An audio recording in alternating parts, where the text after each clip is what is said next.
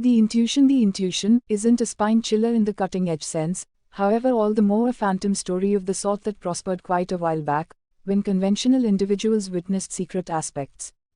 It has for some time been accepted that kids are superior to grown-ups at seeing apparitions. The hindrances of wariness and skepticism are not yet set up. In this film, a little child seriously tells his therapist, "I see dead individuals. They maintain that I should get things done for them." He is by all accounts right. The clinician is Malcolm Crowe, Bruce Willis, who was shot one night in his home by a gatecrasher, a man who had been his patient years sooner and accepts he was wrongly treated. The man then directs the firearm back toward himself. The following fall, as the captions tell us, we see Crowe retouched in body, however maybe not in soul, as he takes on another case, a kid named Cole Byrne, Haley Joel Osment, who shows a portion of similar issues as the patient who took shots at him. Perhaps this time he can take care of business. The film shows us things grown-ups don't have the foggiest idea. At the point when Cole's mom, Toni Collette, leaves the kitchen for simply a second and returns the room, the entryways and drawers are all open. At school, he tells his educator, "They used to hang individuals here." When the instructor considers how Cole might actually realize things like that, he supportively tells him, "When you were a kid they called you Stammering Stanley." It is Crowe's undertaking to arrive at this kid and recuperate him, on the off chance that mending is to be sure what he wants.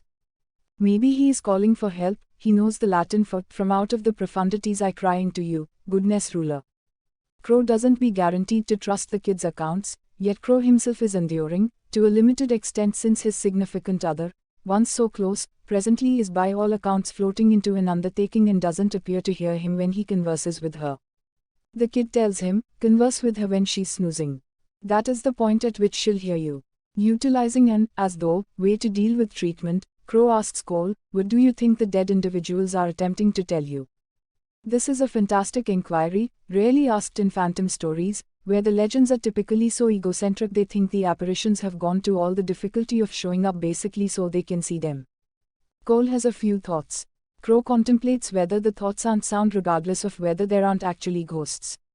Bruce Willis frequently ends up in dreams and sci-fi films. Maybe he fits effectively into them since he is so practical. He seldom appears to be ludicrous. In any event, when all the other things in the screen is crazy, see Armageddon, since he never overcomes to, he for the most part plays his character's level and matter of truth. Here there is an impact in his bewilderment.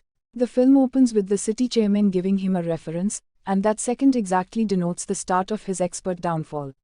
He goes down with a kind of ill-fated respect. Haley Joel Osment, his young co-star, is a generally excellent entertainer in a film where his personality perhaps has a larger number of lines than any other individual. He's in the majority of the scenes, and he needs to act in them. This isn't a job for a charming youngster who can remain there and look serious in response shots. There are genuinely elaborate discourse sections among Willis and Osment that require ideal timing, responses and the capacity to tune in. Osment is more than equivalent to them. What's more, albeit the propensity is to see the way that great he is, only one out of every odd grown-up entertainer can play weighty emotional scenes with a youngster and not appear to stoop, or, much more dreadful, to be inconspicuously training and driving him.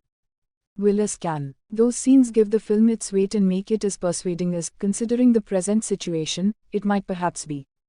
I need to concede I was sucker-punched by the consummation.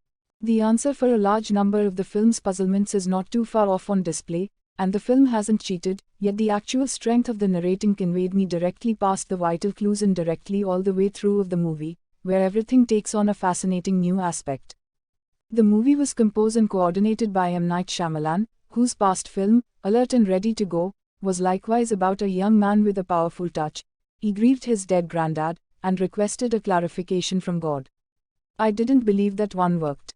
The intuition has a sort of quiet, subtle fearlessness that permits it to bring us down a bizarre way, intriguingly.